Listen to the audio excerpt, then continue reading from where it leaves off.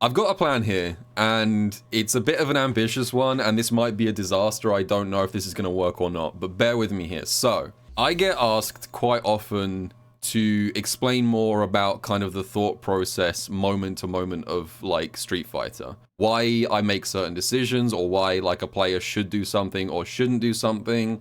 How you kind of like pick up on your opponent's habits. Like what is going through a player's head moment to moment. And I've always found it difficult to answer those kinds of questions because it's very nebulous and it's very difficult to explain. But what I'm going to try and do here is I'm going to play a few games of ranked, and I'm going to try and narrate my inner monologue as I play. So I'm going to try and tell you guys like what things I'm picking up on as I'm doing it, what I'm looking for, like where my focus is at, to try and give you guys an idea of like how I'm approaching the round. And like I said, this might be a disaster because playing is hard enough to begin with, and playing while talking about what I'm doing at the same time is going to be very difficult, but I'm going to give it a try. We'll see how it goes. Also, please hit subscribe if you haven't already, and let's get on with the video.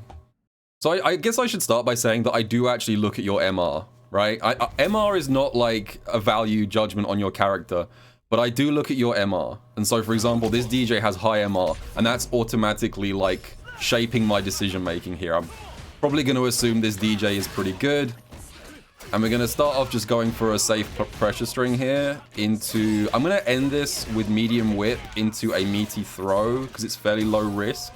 I'm going to back up a little bit here because I'm low on drive. I'm just going to go for more of a poking style right now while my drive is recovering. Now my opponent has seen that I'm playing more passive, they're likely to overextend. So now I'm looking for like an interrupt with stand medium punch. Did I whiff?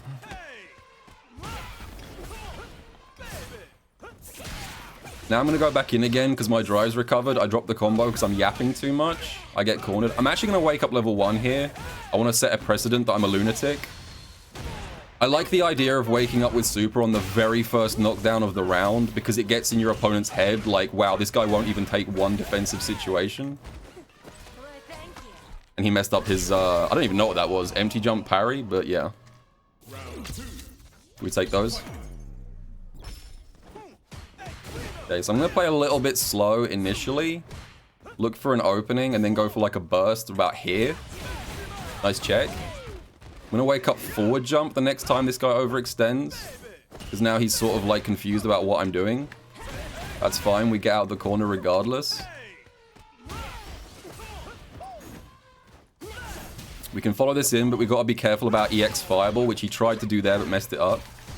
The thing about this matchup is that DJ's EX Fireball is 3 hits, while Aki's is 2, which means that I can't safely follow behind Aki's EX Fireball, unlike almost any other matchup. He's now throwing a lot of fireballs, so I'm actually going to fish for that. He's also low on drive, which is very dangerous for DJ. I'm going to go for reset into back throw here, because he's not going to be looking for it. We're going to attack the drive gauge with safe pressure like that. And level 3 every time in this situation. So he's going to be about a pixel from burnout, which is death for him. So I'm going to go for a safe option here, which is going to be like a meaty EX Fireball. There's basically no response from DJ in this situation. It doesn't get burnout. Okay, we got the burnout. Now it's just a case of don't fumble, and we didn't. This is difficult. This is difficult. I'm trying my best, folks. Alright, so I'm going to look for an EX flip here because he's throwing a lot of fireballs, but he responds correctly, which is nice. Okay, I'm getting bullied a little bit on defense.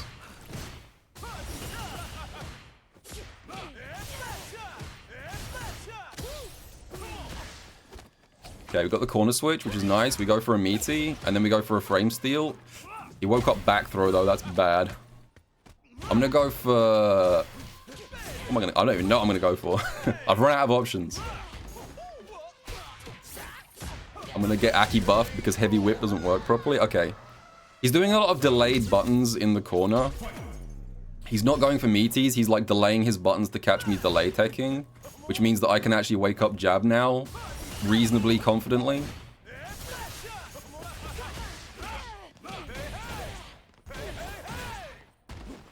Like that. That's a good example of what I was just talking about. So I adjusted to the next level there. He's delaying his buttons, but by delaying your buttons, you open yourself up to just regular mash on wake up. I'm doing a lot of safe jumps at the end of strings as well because I don't trust this guy to block, really. We get the burnout. This should be basically a guaranteed round. Even that's fine. As an A.K.I player, I'm fine taking that because my chances of winning this round is still very high. Even after the level 3, that's fine.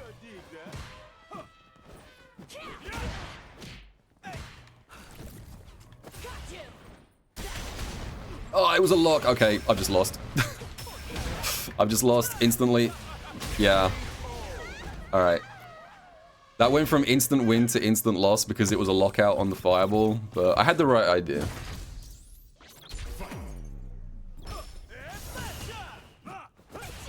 I'm going to switch to a more offensive style here because it worked well for me in the first round. He's also taking a lot of throws. I think he might DI on wake up pretty soon. I've got that feeling, but I can't explain why I have that feeling. I just sort of feel like it's probably coming. Well, I had the right read. I can't explain where it came from, but I didn't respond correctly. Broski's reading the script.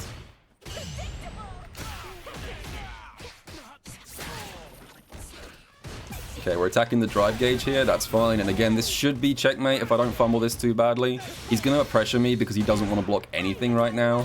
EX fireball here just wins the game. Guaranteed.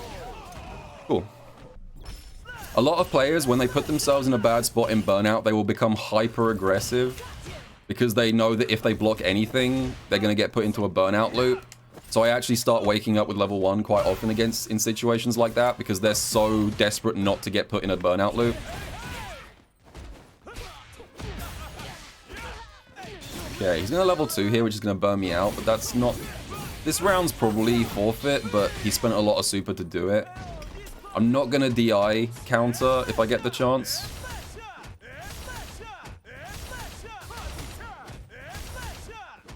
I'm going to look for a throw. Okay.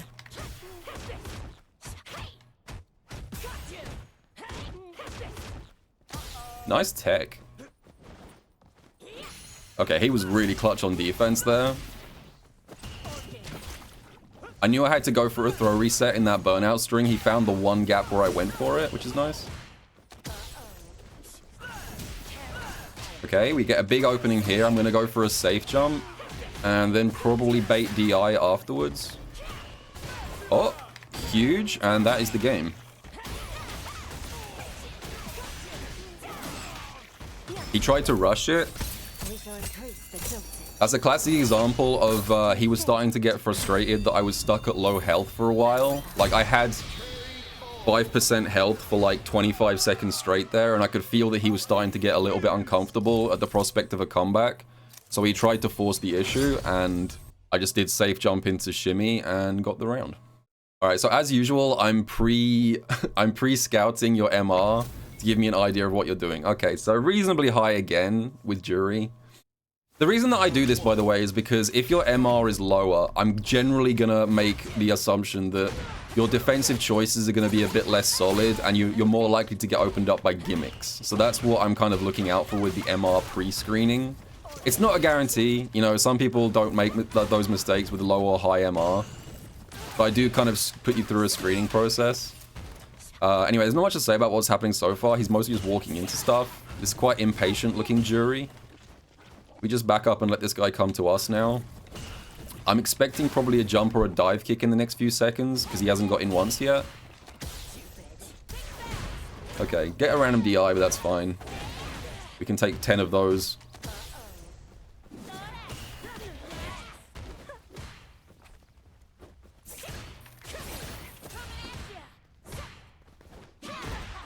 Okay. Probably GG's at this point. I can go for a DI counter here, yep. I can kind of sense that this guy is hesitant to approach if he doesn't have a fireball on the screen and tends to take risks. There's a lot of jury players that are like this. That's unsafe. There's a lot of jury players that don't really want to approach unless they have a fireball that they can approach behind. And if they do approach, it'll usually be a high-risk option like a jump or a dive kick. So in this situation, just sort of standing still and holding your ground can often force unnecessary errors like that, for example. As I was saying it. So here's your drive gauge is low. I'm going to do drive rush forward heavy kick here because it doesn't really matter if I get supered or not. Okay, you parry to restore drive gauge, that's fine. You're still below 3 bars. There's no risk of a DRC right now. We meet the fireball early. In that situation, you always want to walk forward to meet the fireball. Possible DI again, I would assume. Maybe a forward jump. I'm on DI high alert right now. There it is. And we jump it.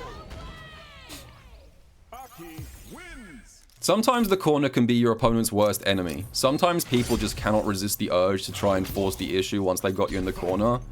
They kind of tunnel vision and they can only see DI as their win condition. And it makes them even more predictable than if they just took their time and thought about their choices. That's fine. We can take so many of those and still survive. Nice perfect parry. Good punish. I'm going to wake up forward jump here. But it lost to the meaty fireball and we're dead. Level 1. Nice. Alright, so he's playing a lot more aggressive now, so I'm going to respond to that aggressiveness with my own aggressiveness. We're going to do round start drive rush like a bum, which worked out perfectly. Now we go for a safe jump into shimmy.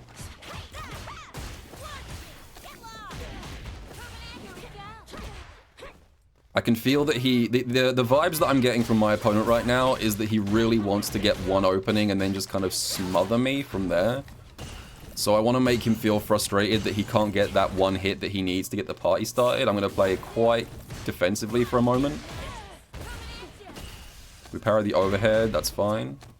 We're in throw loop city. High chance of a DI again, probably. We get the anti-air.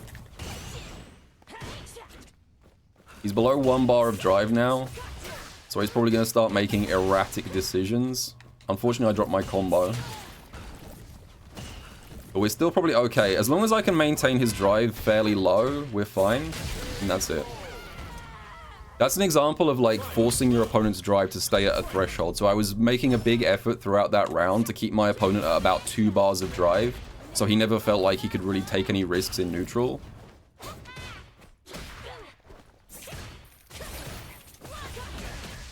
Okay, this is kind of bad. I'm going to wake up level 3. It fails.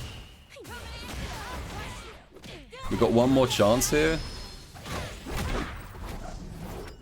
Now, my guess here is he's probably going to throw a fireball, possibly EX fireball, to lock me down in the corner. But I guess wrong. Which happens.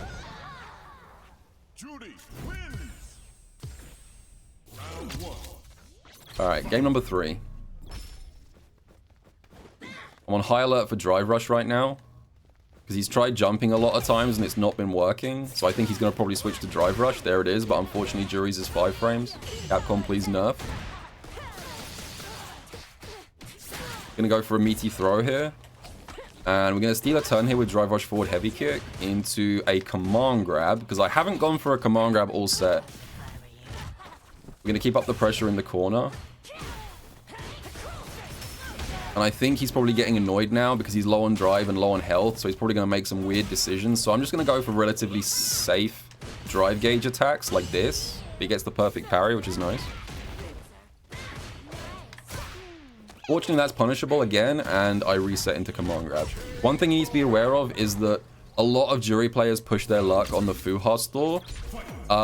Even the medium version is -6. If you've got a decent 6 frame medium like A.K.I does, a lot of the time you can punish bad Fuha cancels. Okay, I can definitely feel the frustration coming from my opponent right now. They are an open book saying I'm desperate to get in and I'll do anything to make it happen. So I'm just going to keep everything frame tight. I'm not going to push my luck anywhere. That entire string is just frame trap into frame trap into frame trap. And at this point, it's basically GG's. We just got to not fumble the landing. I'm expecting a jump, most likely. I'm on high alert for a jump right now. We get heavy Fuhar, I think that is. DI again, it's not a big deal. You gotta not let it tilt you when that happens. Your opponent is just taking high risks. Unfortunately, low forward drive rush there does steal back the round. It's not the end of the world, though. The good news is we go into the final round with a 1-bar advantage. It is a little bit annoying, but we still have the positional advantage here, or the meter advantage. Okay, he's massively overspent drive in the first few seconds of the round, which is huge for us, because we just do this into level 1. He's now going to be at about half a bar of drive. We go for a safe fireball afterwards to push the advantage. He's probably going to jump, almost certainly. Everyone does there. We go for 4 whips. Drop the last one, but that's fine. Walk up sweep is a desperation play. And we get the burnout, and this is pretty much an open and shut case at this point.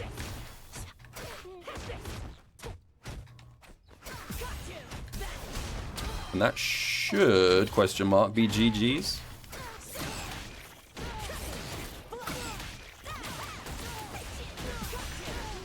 Yeah.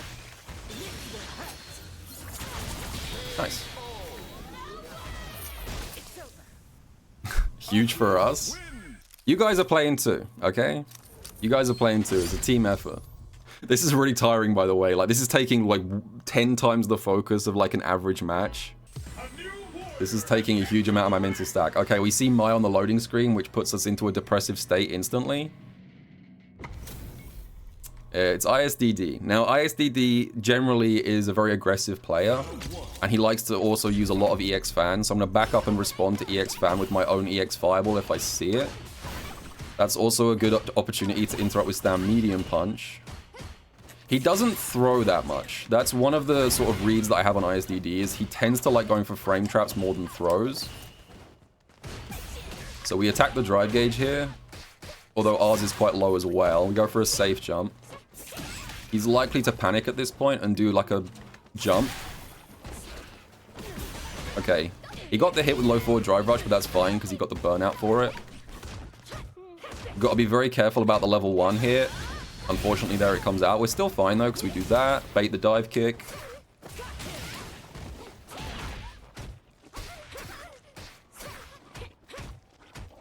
And GG's.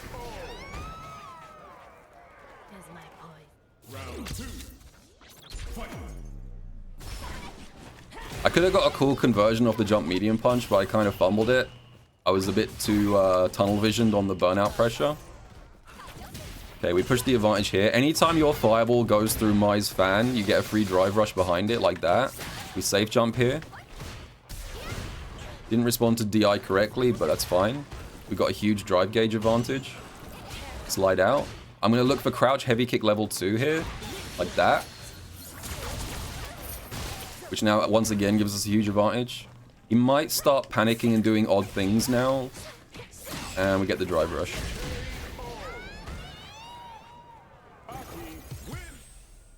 Okay, so I'm expecting round start EX Fireball here, most likely. If I back up a bit, there we go, we bait it out. And because our Fireball is 2 hits, it always comes out on top. And that gives us the early drive gauge advantage. Get the perfect parry, OS it into Stand Medium Punch. Now we safe jump. I'm always safe jumping. I'm a big believer in the safe jump. Burnout arrives, which is nice. Now we start burnout pressure.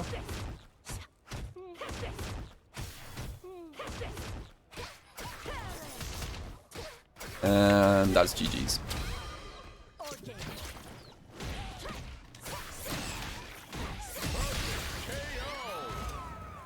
So after a perfect, people are usually pretty demoralized, and they like to try and steal back control, so I'm expecting very aggressive start, which does come out, but I get hit anyway.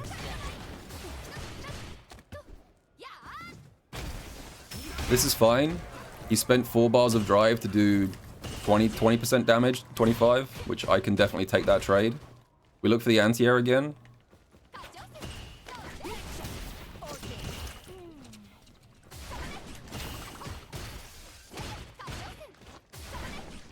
Okay, he's definitely trying to force the issue with the EX fans. I'm going to let rip a DI in a second after a stand fierce. I'm just looking out for it now. I'm scouting. My chance will come.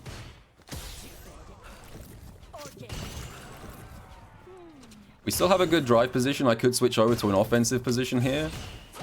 Attack the drive.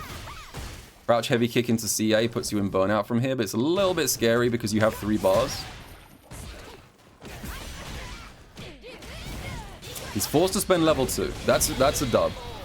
That's a dub in my mind. Because of the way that Mai's combo routing works, you can't do heavy spin into level 1, so he had to level 2 there, which is nice. So that gives us a 3-to-1 bar advantage in the final round. We perfect parry, but it doesn't matter because Mai is silly.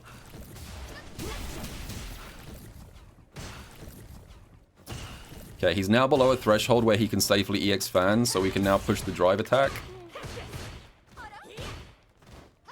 He's almost certainly going to jump. There it is.